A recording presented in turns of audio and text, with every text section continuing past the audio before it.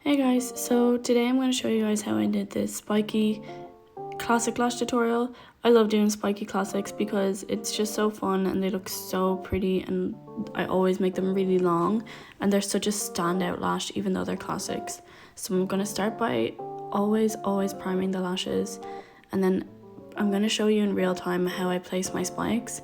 So here on the inner corner, the spikes are going to be 14, which might seem really long, but these are 0.15 and they're flat lashes, so they're not very heavy. So in the inner corner, my spike is 14 there. And then as I'm moving through it, this is a 16 spike. And I very quickly move to 17 and 18. So this spike here that I'm placing, that's a 17. And I will have an 18 beside it very soon. And it's really important for this lash tutorial that you do get some very long spikes right in the center of the eye. It really completes the look. When you do it on a client, it looks really amazing and it opens their eyes up so much. So right there, that's a 15 that I placed between the 14 and the 16. And then here I'm going to be placing an 18. You can draw out the lash map onto your lash pad, but the reason that I lay my spikes first is because this is how I make my lash map, especially if I'm doing classics. Every kind of classic lash set that I do, I always map it out first, whether it's spiky or not, using classic lashes. So then this one is going to be 18 as well.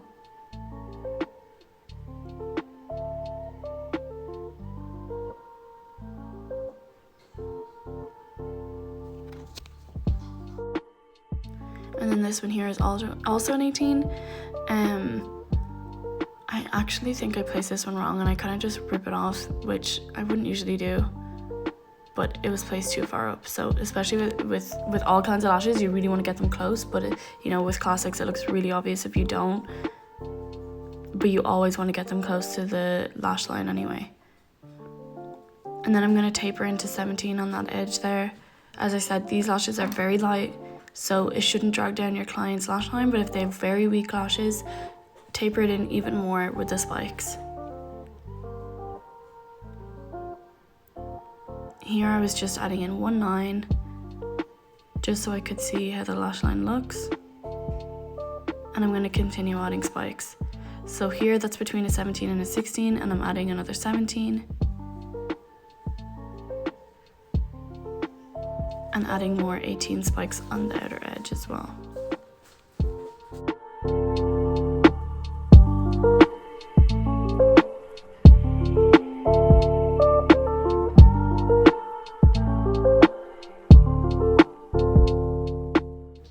So I've just spread this part up, and basically what I do here, this is me filling in all the other lashes that aren't spikes, and I just work from outer corner and inner corner in towards the middle. This way, especially when you're doing it on a client, these lashes are very simple to do when you're doing a doll head because they're so spaced out, but when you're doing it on an actual person, on a client, the lashes are much more difficult, and I find that doing this way means that you are not going to miss a lash. You can also use different tape methods and stuff, which I can show in other videos. Here I'm just checking the spikes to see how they're looking, and I actually felt like I didn't have enough spikes because, as you can see there, it kind of looks like 2 levels. So I wanted to make them more spiky. So I'm going to add even more spikes now. I've done that in real time as well, so you can really see where I'm adding the spikes. Just because you don't want it to look too choppy, you definitely want it to be like spiky and wispy.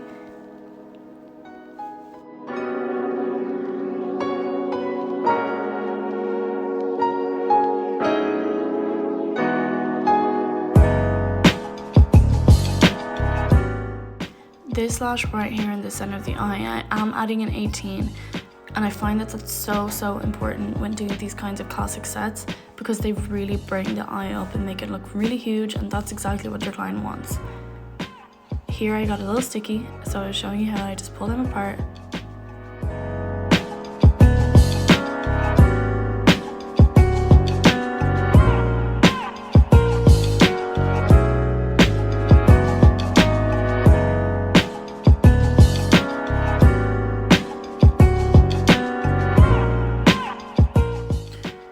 like I'd added enough spikes to make it a more spiky set, so I started filling back in again, doing the exact same thing, going from outer to inner, and as you can see I'm kind of closing the gap where there's no extensions. And you can kind of see already the spikiness of the set.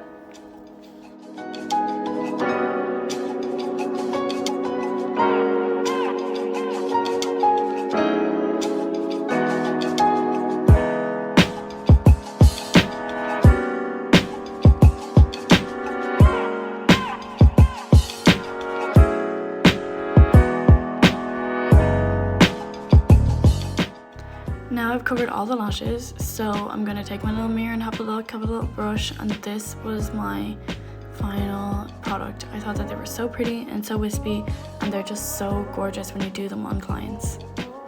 I have my Instagram in my bio, and let me know if you guys have any requests for videos, because I'll try getting around to all of them. Thank you so much for watching.